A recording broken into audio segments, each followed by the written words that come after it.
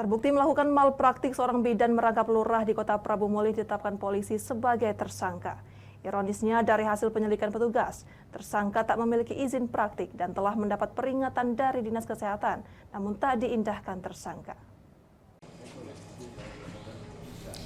Usai viral di media sosial, bidan lakukan malpraktik yang diduga menyebabkan pasien meninggal dunia.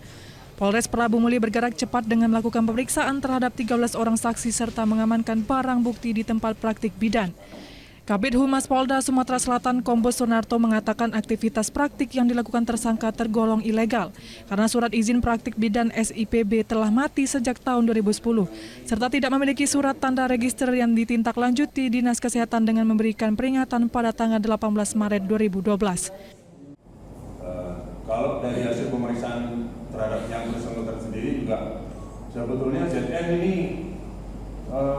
sadar dia sudah melakukan praktek tanpa izin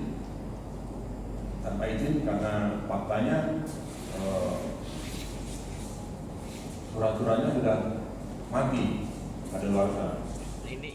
Sebelumnya video berdurasi 1 menit 24 detik beredar luas di berbagai media sosial lokal dan nasional, memperlihatkan saat bidan Zainab warga Kelurahan Muntang Tapus, Kecamatan Prabu Muli Barat menyuntikkan obat ke pasiennya tanpa resep dari dokter.